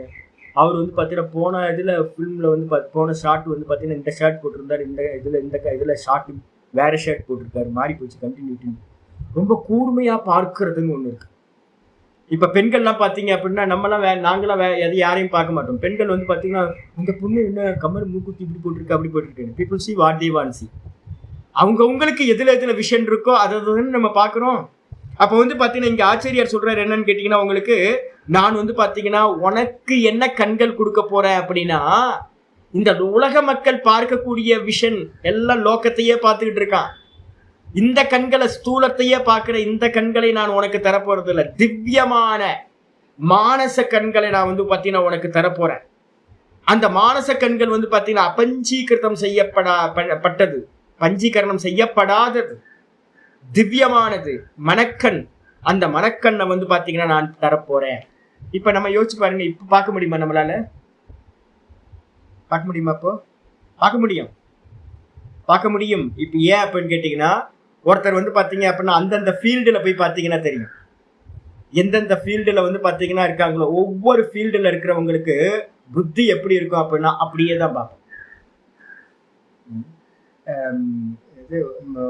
இவன் வந்து பாத்தீங்க அப்படின்னா பொற்கொல்லனா இருக்கான், கோல்டு ஸ்மித்தா இருக்கான் அப்படின்னா அவன் வந்து அவன் நகையை பார்க்கறதுக்கும் நம்ம நகையை பார்க்கறதுக்கும் டிஃபரன்ஸ் இருக்கு. அவன் பார்த்தோடனே சொல்லுவான், என்னன்னு கேட்டீங்கன்னா, இது வந்து பாத்தீங்கன்னா ஒரிஜினல் தங்கம் இல்லை, இது வந்து பாத்தீங்கன்னா டூப்ளிகேட் கலந்துருக்கு அப்படின்னு பார்த்தோடனே சொல்லுவான். ஒரு வைரத்தை வந்து பாத்தீங்க அப்படின்னா ஒருத்தர், நான் கொஞ்சம் வைரத்தை ஒருத்தர் கொண்டு வந்தோடனே அவர் சொல்றாரு, பிரிக்கிறார். பார்க்கும்போதே வந்து பாத்தீங்கன்னா அந்த வைர கற்கள் எல்லாத்தையும் இப்படி செப்பரேட் பண்ண, இது அப்படின்னு. நான் சொன்னேன், எப்படிங்க பிரிக்கிறீங்க அப்படின்னு. அப்ப அவர் கண்ணில் என்ன இருந்துச்சு? திவ்ய சக்ஷு. எனக்கு தெரியல, அவருக்கு வந்து பாத்தீங்கன்னா அந்த டைமண்டை பத்தின விஷயங்கள் தெரியுது. அப்ப இது மாதிரி எல்லாத்துலயும் அரிசியை வந்து பாத்தீங்கன்னா ஒரு கடைக்கு போற, அரிசியை பார்த்தோன்னா அரிசி கடைக்காரர் வந்து பாத்தீங்க அப்படின்னா ஒரு 10-20 மூட்டை அரிசியை வச்சிருக்காரு, 20-30 மூட்டை. சாமி இது பழைய அரிசி சுவாமி, இது புது அரிசி சுவாமி. எப்படிங்க தெரியும்? நான் கேட்கிறேன், எப்படிங்க? நான் தான் போனோன்னு கேட்கிறேன், எப்படிங்க? எனக்கு வந்து பாத்தீங்கன்னா அரிசி தான் தெரியுது, உங்களுக்கு தெரியுது அது புது அரிசி பழைய அரிசி அப்படின்னு எப்படி தெரியும்? அப்படி இது மாதிரி இந்த உலகத்துல இருக்கிறவங்க எல்லாத்துக்கும் அவங்க ஃபீல்டுல மற்றவங்களுக்கு தெரியாத சில விஷயங்களை பார்க்கிற நுணுக்கம் வந்து பாத்தீங்கன்னா வந்துடும். இப்ப நமக்கு என்ன பண்ண போறோம் அப்படின்னா, அர்ஜுனனுக்கு பகவான் வந்து பாத்தீங்கன்னா எந்த திவ்ய சக்ஷுவை கொடுத்தாரோ அதே சக்ஷுவை வந்து இப்ப நம்ம என்ன பண்ண போறோம் அப்படின்னா, இந்த விஸ்வரூப தரிசனம் படிச்சதுக்கு பிறகு பாகவதத்துல நான் எப்படி தாரணை பண்றேன் அப்படின்றத சொல்லி கொடுக்குறேன். அந்த தாரணையையும் வந்து பாத்தீங்கன்னா உத்து உத்து உத்து உத்து இந்த உலகத்துல இருக்கிறது எல்லாத்தையும் பார்த்த பிறகு உங்க கண்களுக்குள்ளார என்ன ஆயிடுன்னு கேட்டீங்கன்னா, இந்த மனசுல நான் கொடுக்குற இந்த விஷயங்கள் பேக்ரவுண்ட்ல இருந்துகிட்டு நீங்க என்ன பண்ணுவீங்கன்னா அதை தான் பார்ப்பீங்க. இப்போ ஒவ்வொன்றுத்தையும் வர்ணனை பண்ணி கதா எப்படி இருக்கு, சுவாமியோட கதை எப்படி இருக்கும், சுவாமியோட நெற்றி எப்படி இருக்கும், சுவாமியோட சங்கு சக்கரம் எப்படி இருக்கும், இது மாதிரி ஒரு கையில என்ன இருக்கும், இன்னொரு கையில என்ன இருக்கும், இது மாதிரி உத்து உத்து உத்து உத்து பார்க்கிறது. இது அப்படியே வந்து பாத்தீங்கன்னா இந்த யூனிவர்ஸ்ல வந்து பாத்தீங்கன்னா பார்க்க ஆரம்பிக்கிறது. அப்ப விஷன் வந்து பாத்தீங்கன்னா எது மூலமா பாக்குறது அப்படின்னு கேட்டீங்கன்னா, திருஷ்டிம் ஞானமயம் கிருத்வா பஷ்யேத் பிரம்மமயம் ஜெகத். அப்ப வந்து பாத்தீங்கன்னா திருஷ்டிய வந்து பாத்தீங்கன்னா முதல்ல வந்து பாத்தீங்கன்னா மாத்திக்கிட்டு நான் பார்க்க போறது ஈஸ்வரனை பார்க்க போறேன் அப்படின்ட்டு ஒவ்வொன்றுத்தையும் திரும்பும் போதே எனக்கு வெளிச்சம் வந்துச்சு, வெளியில இருக்கிற பிரகாசம். உடனே எனக்கு வந்து பாத்தீங்கன்னா சூரியனாவே பகவானோட கண்கள், சந்திரன் ராத்திரியில பார்க்கும் போதே ஆஹா என்ன கண்கள், சுவாமியோட கண்களா இருக்கு. இந்த உலகத்தை சந்திரன் சூரியன் மூலமா ராத்திரியும் பகலும் சுவாமி என்ன பண்ணிட்டு இருக்கார், பார்த்துக்கிட்டே இருக்கார். அவருக்கு தெரியாது இந்த உலகத்துல ஒண்ணும் இல்லை, சர்வதர்ஷியா இருந்து பார்க்கிறார். ஏன் கண்ணு தான் அவர் கண்ணு, அவர் என்னுடைய கண்கள் மூலமா இங்க இருக்கக்கூடிய எல்லா கண்கள் மூலமா பார்க்கிறார். இப்ப நம்ம என்ன பண்ண போறோம், மெதுவா மெதுவா மெதுவா நம்ம கண்களை வந்து பெயிண்ட் அடிச்சு ஞான கண்களா மாத்த போறோம். அப்போ பகவான் வந்து பாத்தீங்கன்னா அர்ஜுனனுக்கு வந்து பாத்தீங்கன்னா திவ்ய சக்ஷுவை கொடுத்தார். இப்ப யாரும் சொல்லுவாங்க சூரியன் தானே சந்திரன் தானே அப்படின்னு பார்ப்பாங்க. நீங்களும் நானும் எப்படி பார்க்க போறோம், சூரியன் சந்திரன் பகவானோட கண்கள்னு பார்க்க போறோம். அப்ப மத்தவங்க பாக்குறதுக்கும் நீங்க பாக்குறதுக்கும் வித்தியாசம் வந்துருமா உங்களுக்கு? இந்த பூமியை பார்க்கும் போதெல்லாம் வந்து பாத்தீங்கன்னா நான் உங்களுக்கு சொல்லி கொடுக்குறேன்ல, காலையில இதை பண்ணுங்க. இன்னைக்கும் வந்து பாத்தீங்கன்னா நான் கான்சியஸா ஒவ்வொரு நாளும் பண்றேன். இன்னைக்கு நல்லா ஃபீவர் இருந்துச்சு, நல்லா சுடுதண்ணி போட்டு சாமிக்கு வந்து பாத்தீங்கன்னா நான் நல்லா காலை வந்து மசாஜ் பண்ணி, ஸ்நானம் பண்ணும்போது மசாஜ் பண்ணி சோப் போட்டு நல்லா, எனக்கு வந்து பாத்தீங்கன்னா பாதம் தான் வந்து பகவானோட பாதம், இந்த பிருத்திவி.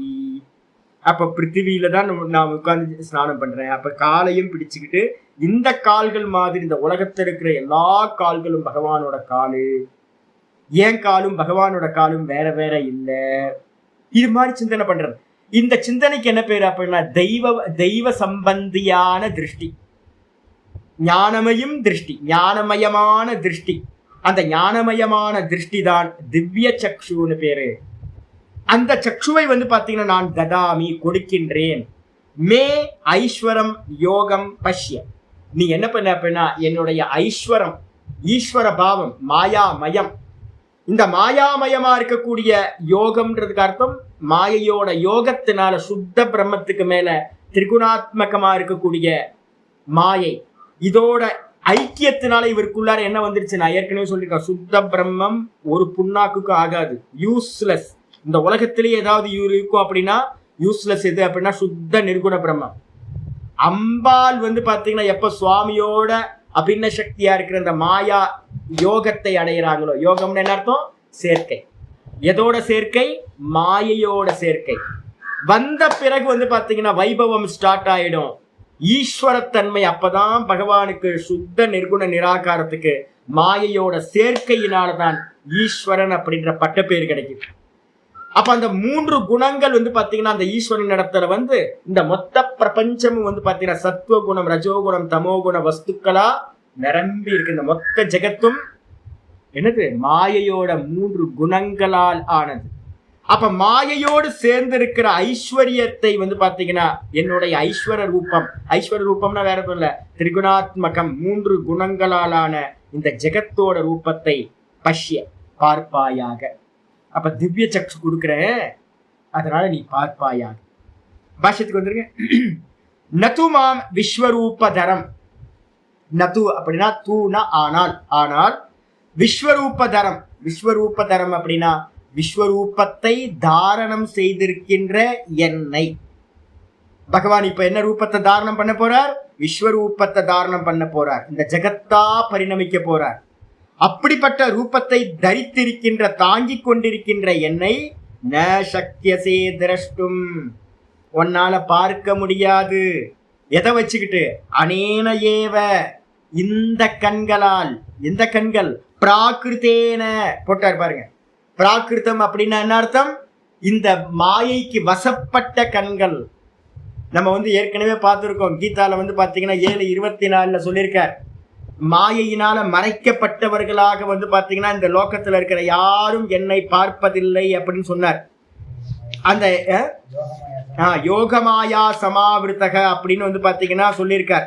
25:7-25 பாத்தீங்கன்னா இருக்கு, நாகம் பிரகாஷ சர்வஸ்ய யோகமாயா சமாவிருத்தக மூடோயம் நாபிஜானாதி லோகோ மாமஜம் அவ்யயம். நம்மளுடைய கண்கள் எல்லாம் மாயையினால மூடி மறைக்கப்பட்டதா இருக்கு.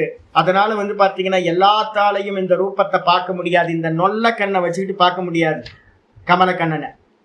அப்ப அந்த விராட் ரூபத்தை பாத்தீங்க அப்படின்னா பார்க்கறது பாத்தீங்கன்னா பிராகிருத்தம்னு சொல்லக்கூடிய இந்த கண்களால் நம்மளுடைய லோக்கல் கண்ணை வச்சுக்கிட்டு பாத்தீங்கன்னா பார்க்க முடியாது. ஸ்வசக்ஷுஷா, ஸ்வசக்ஷுஷனா ஸ்வகீயேன சக்ஷுஷா, உன்னுடைய சொந்த கண்களால் பார்க்க முடியாது சாமி. என்ன ஏன தூ சக்கியசே, எதனால பார்க்க முடியும், திரஷ்டும் எதனால பார்க்க முடியும், திவ்யேன தத் திவ்யம், ரொம்ப திவ்யமான கண்களால் மட்டும்தான் அதனை பார்க்க முடியும்.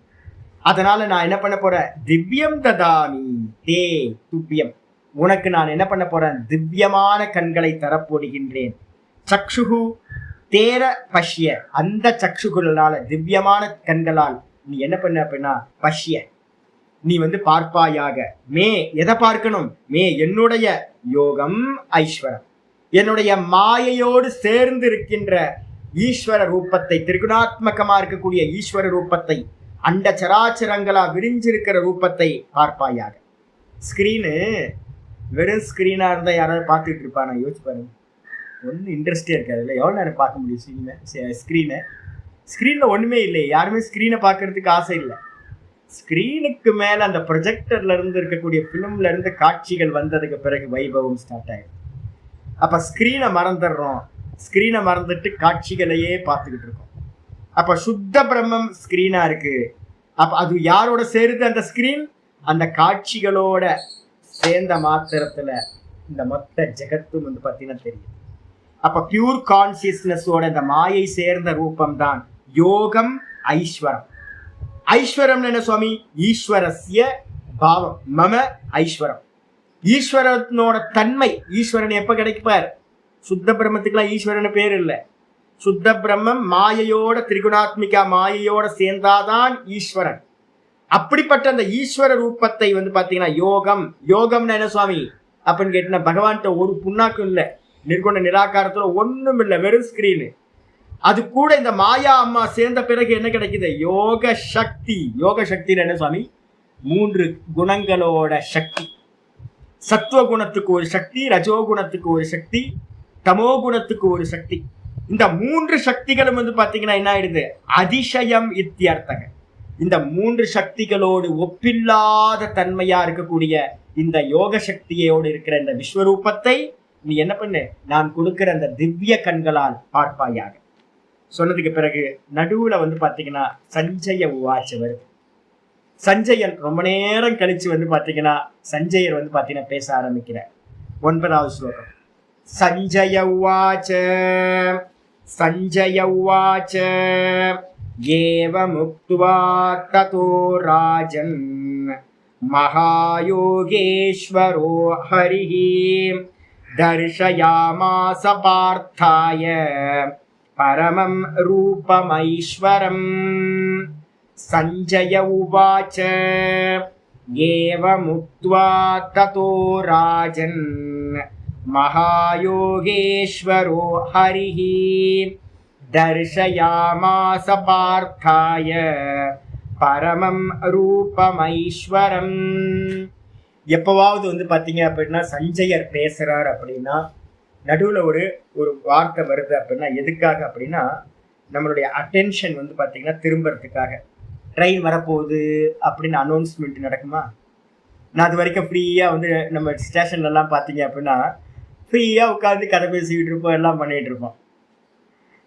டெல்லி போற ட்ரெயின் வந்து பாத்தீங்கன்னா குச்சி சமயமே ஆ ரகி ஹே அப்படின்னு ஒரு விளம்பரம் வந்துச்சுன்னா போதும், அனௌன்ஸ்மெண்ட் வரும். இன்னும் 3 நிமிடங்களில் வரப்போகுது அப்படின்னு 5 நிமிடங்களில் வரப்போகுதுன்னு அனௌன்ஸ்மெண்ட் வந்தோன்னு நம்ம என்ன பண்ணுவோம்?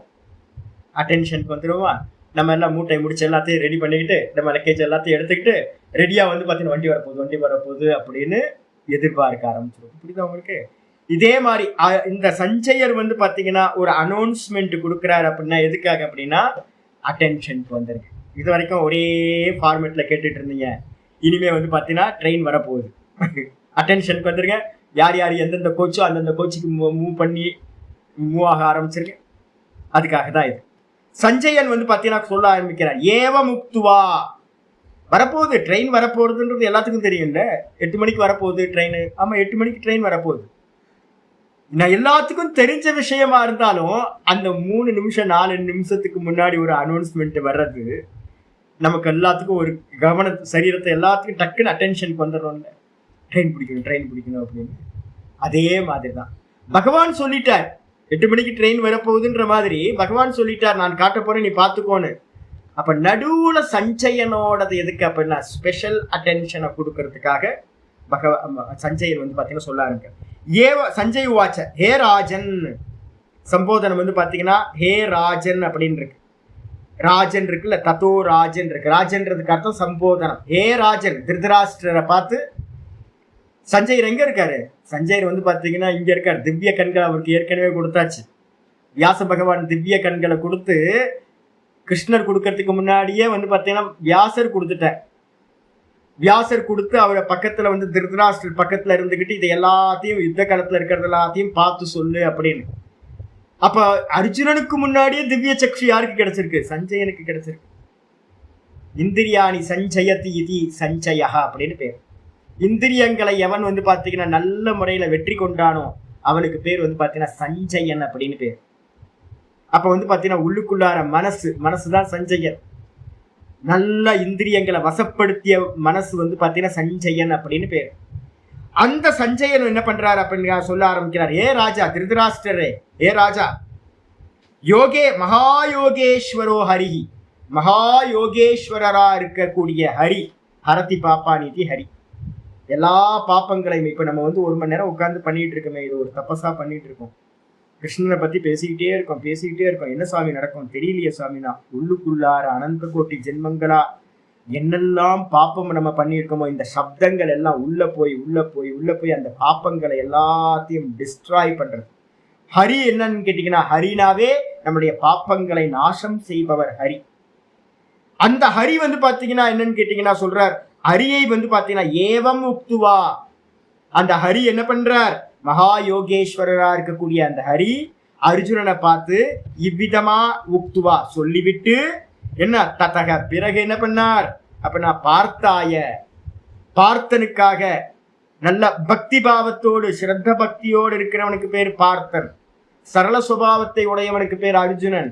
அப்ப பக்தியோடு இருக்கக்கூடிய அந்த பார்த்தனுக்கு வந்து பாத்தீங்கன்னா பரமம், பரமம்னா என்ன அர்த்தம், ரொம்ப மேலான, இந்த லோகத்துல இருக்கிற மாதிரி இல்ல, ரொம்ப மேலான ஐஸ்வரம் ரூபம், ஈஸ்வர ரூபத்தை என்ன பண்ணார் அப்படின்னா தர்ஷயாமாச காட்டினார், காண்பித்தார்.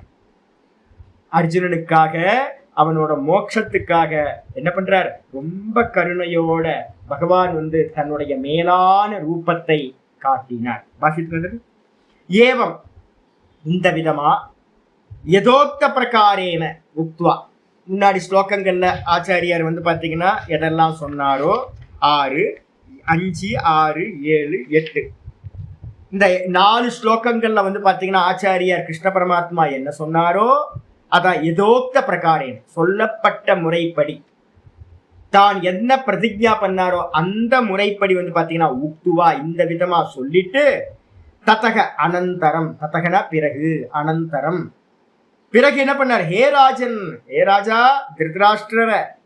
திருதராஷ்டிரரே என்ன பண்ணார் அப்படின்னா யோகேஸ்வரோ மகா யோகேஸ்வரோ, மகா யோகேஸ்வரனா என்ன சுவாமி, மகானுச்ச அசோ யோகேஸ்வரகச்ச பெரியவர், மேலும் வந்து பாத்தீங்க அப்படின்னா யோகங்களுக்கெல்லாம் ஈஸ்வரனா இருக்கிறவர். நம்ம விட்டுட்டோம், புரிஞ்சா போதுன்னு விட்டுட்டோம். கடவுள்கள் எல்லாம் தியானம் பண்ணுவாங்களாம், ஆனா நம்ம வந்து பாத்தீங்கன்னா புரிஞ்சுக்கணுமா, கண்ண மூடி உட்கார்ந்தா வந்து தப்பான். என்னங்க வேதாந்தம் இப்படி ஆகி போச்சு நிலைமை. நம்ம இந்து மதத்துல வந்து பாத்தீங்கன்னா என்ன ஆகி போச்சு, ஜக்கி வாசுதேவ் வந்து பாத்தீங்க அப்படின்னா யோகத்தை சொல்லி கொடுத்தா தப்புன்றோம். கண்ணமுடி யாராவது உட்கார்றதெல்லாம் வந்து பாத்தீங்கன்னா வேதாந்திகளை, நவீன வேதாந்திகளை நான் பார்த்துக்கிட்டு இருக்கேன்.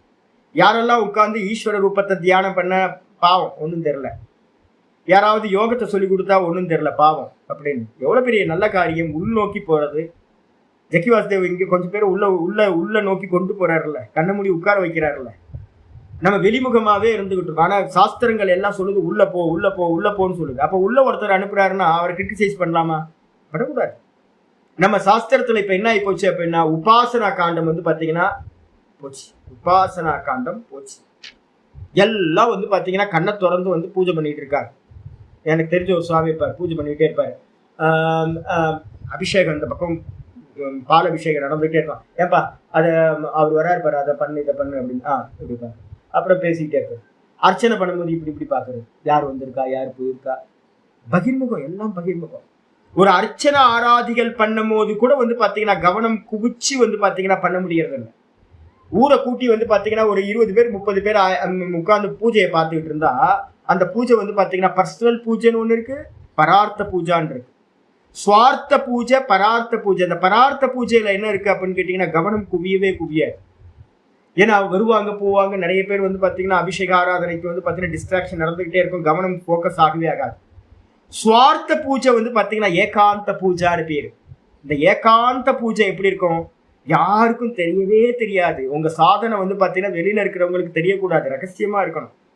நீங்க அர்ச்சனை ஆராதனை பண்ணும் போதே வந்து பாத்தீங்கன்னா ஒரு நாமத்தை சொன்னா போதும், அதுல லயிச்சு போயிட்டீங்கன்னா போதும். சந்திரசேகர சுவாமிகள் வந்து பாத்தீங்க அப்படின்னா ஸ்ரீசக்கர பூஜை பண்ணிட்டு இருக்கும் போதே ஒரு நாமா சொல்லிட்டு இருக்கும் போதே சமாதிக்கு போயிடுவார். அப்ப எந்த அளவுக்கு கான்சென்ட்ரேஷன் நடந்துட்டு பாருங்க. பூஜை நின்றோம், அதுக்கப்புறம் திரும்ப அவர் வெளியில வந்தாதான் கண்டினியூ ஆகும். அப்பய தீட்சிதர் வந்து பாத்தீங்கன்னா சிவபெருமானுக்கு வந்து அபிஷேகம் பண்ணிட்டு இருக்கும் போதே வந்து பாத்தீங்கன்னா சமாதிக்கு போவாராம், அதுலயே லயிச்சு போயிடுவாராம். பூஜை வந்து பாத்தீங்கன்னா 5 மணி நேரம் 6 மணி நேரம் 7 மணி நேரமா நடக்குமா ஒரு பூஜை. அப்ப என்ன காரணம்னு கேட்டீங்கன்னா மனசு வந்து பாத்தீங்கன்னா குவியறது தான். அப்ப யோகேஸ்வரக பகவான் வந்து பாத்தீங்கன்னா யோகங்களுக்கெல்லாம் ஈஸ்வரன், யோகிகளுக்கெல்லாம் ஈஸ்வரன்.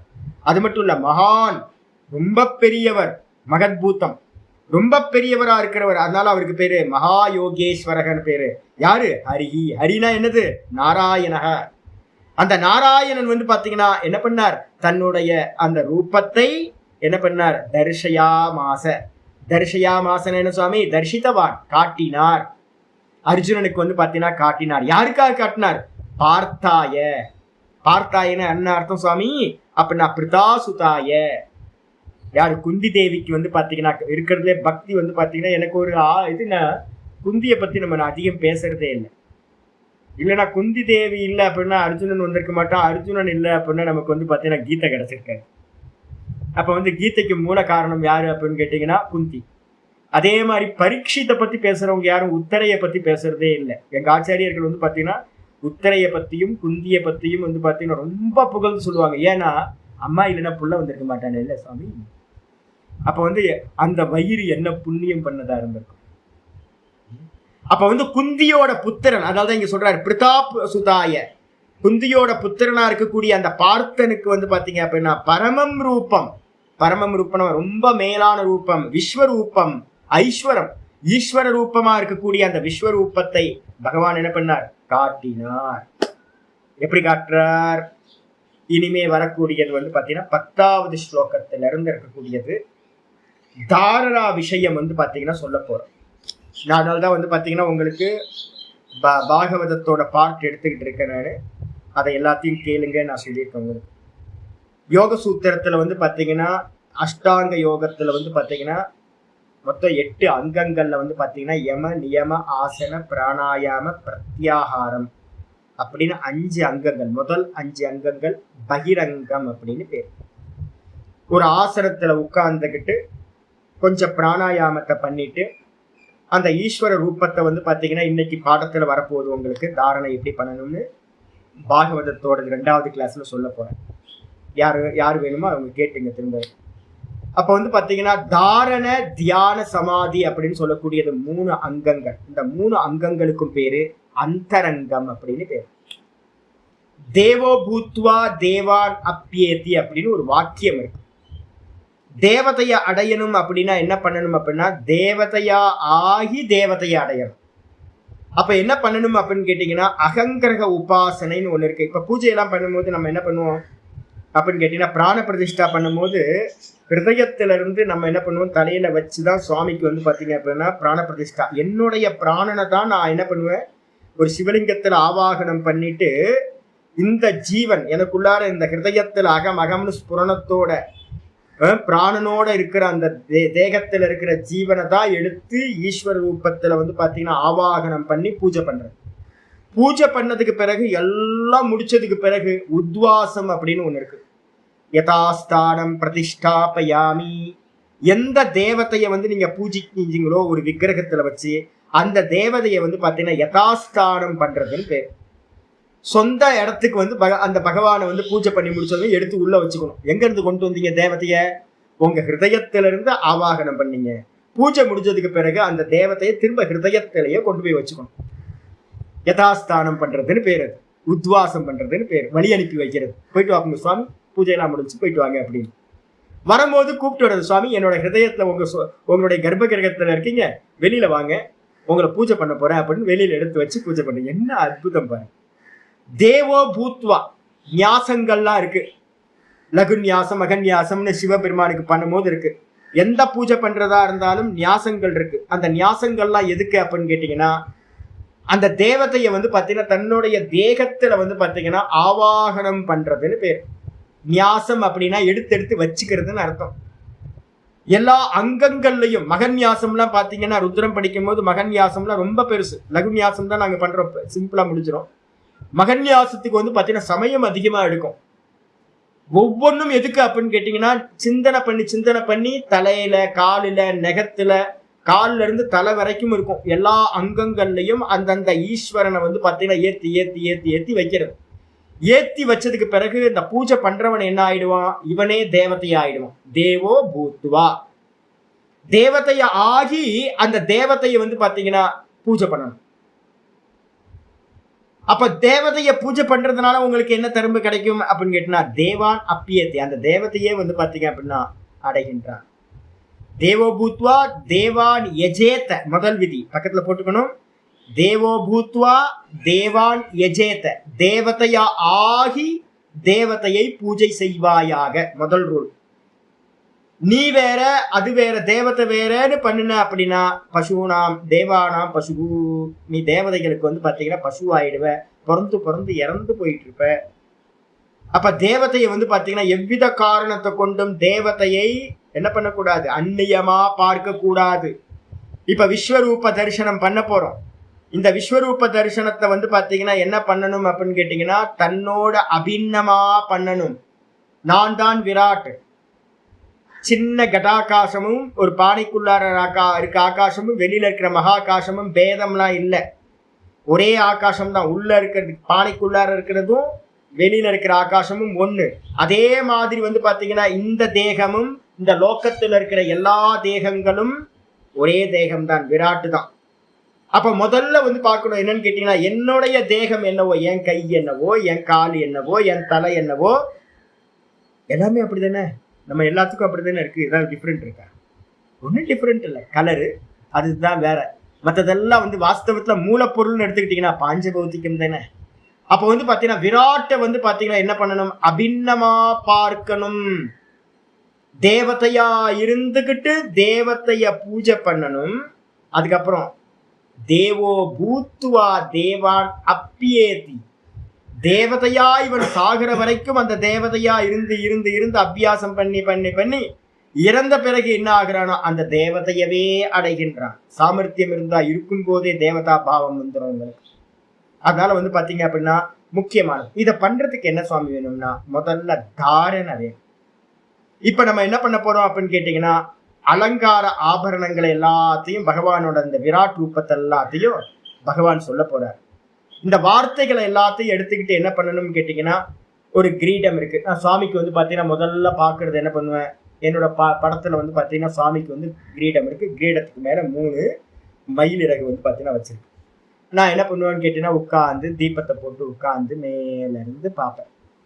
முதல்ல ஒரு ரூபத்தை வந்து பாத்தீங்கன்னா டெய்லி பாக்குறது, டெய்லி இந்த காரியத்தை பண்ணணும். என்ன பண்ணணும், மெதுவா மயிலிறக பாக்குறது. பக்கத்துல மயிலாம் நிறைய இருக்கு. அப்பப்போ வந்து பாத்தீங்கன்னா மயிலிறக பாத்துக்கிறது. நான் ஒரு மயிலை வந்து பாத்தீங்கன்னா மயிலிறக வச்சிருந்தேன். சுவாமியோட சிலைக்கு மேல 3 மயிலிறக வச்சிருந்தேன். அதை எடுத்து பக்கத்துல இருந்து பாக்குறது. மயிலிறகு ரொம்ப பாக்குறதுக்கு நல்லா இருக்கும். மயிலிறக என்ன ஆயிடுச்சு, மனசுக்குள்ளார பதிஞ்சு. அதுக்கப்புறம் மெதுவா கிரீடத்தை பாக்குறது. கிரீடத்துல இருக்க இப்ப எனக்கு கேட்டீங்க அப்படின்னா, கிரீடத்துல இருக்கிற மணிகள் எல்லாம் கூட என்னோட இதுல போட்டோ காப்பி ஆயிருக்கு. அப்ப கிரீடத்தை வந்து பாத்தீங்கன்னா முன்ன இந்த பக்கத்துல இருந்து இந்த பக்கம் வரைக்கும் ஃபுல்லா கிரீடத்தை வந்து பாத்துக்கிறது. அப்புறம் அவரோட நெற்றியில வந்து பாத்தீங்கன்னா என்ன கண்ணு இருக்கு, ஒரு கண்ணு மறைஞ்சிருக்கும், நெற்றி கண் வந்து மறைஞ்சிருக்கும்.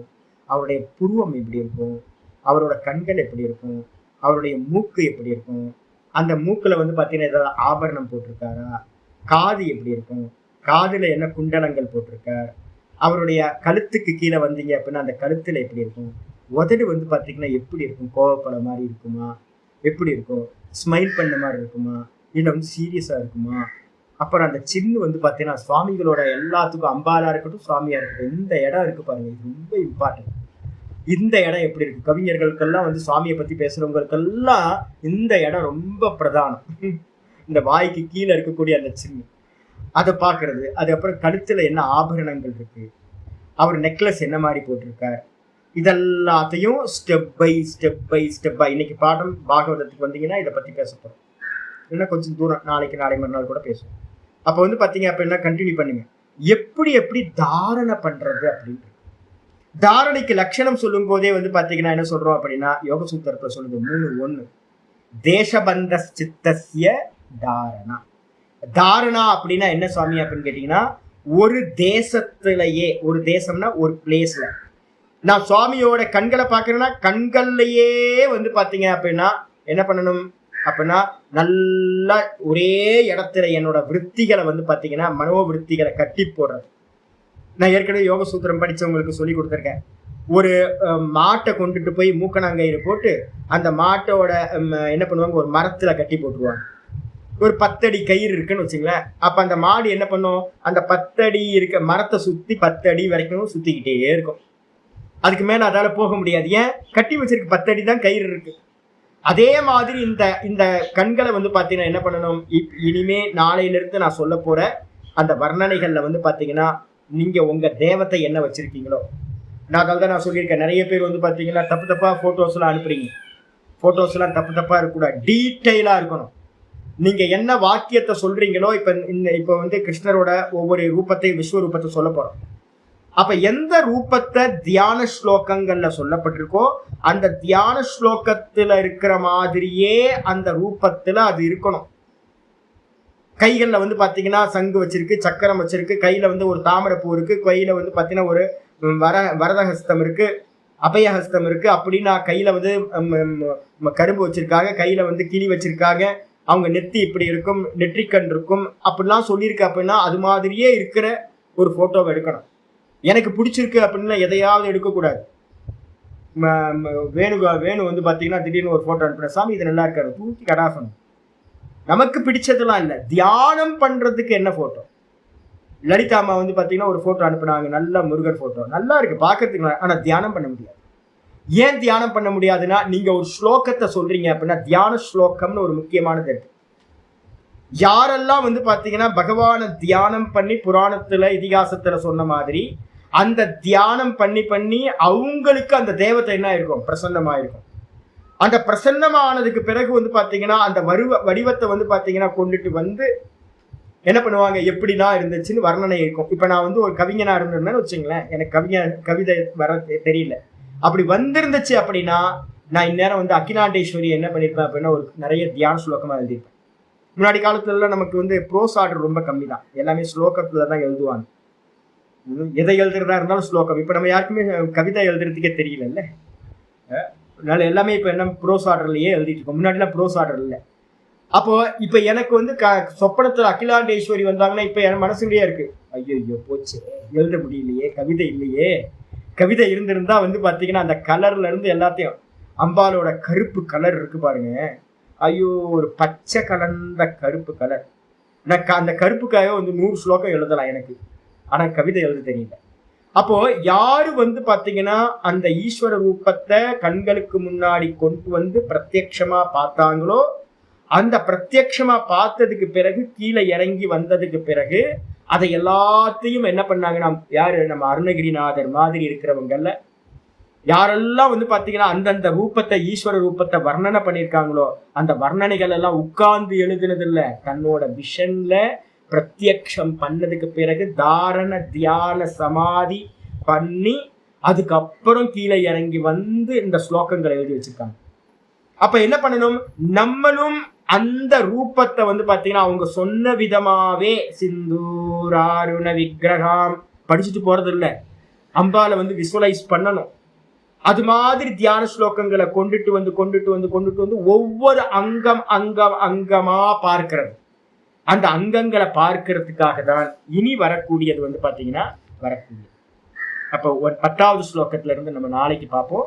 அப்ப என்ன அர்த்தம் கேட்டீங்கன்னா, ஒரே ஒரு விஷயத்துல முகம்னா முகத்தை மட்டும் பார்க்கறது, வேற எந்த பக்கமும் இல்லாம தாரணை பண்றது. ஒரு நாள் 2 நாள் அநேக நாட்கள் பிராக்டிஸ் பண்ணணும், வருஷங்கள் பிராக்டிஸ் பண்ணணும். ஒவ்வொன்றுத்தையும் மாசமா 3 மாசம் 6 மாசம்னு பண்ணி பாகவதத்துல சொல்றார். பாகவதத்துல சுகமணிவர் வந்து பாத்தீங்கன்னா சொல்றார், நம்ம கண்ணை மூடுனா எனக்குள்ளார வந்து பாத்தீங்கன்னா ஈஸ்வர ரூபம் வரணும்.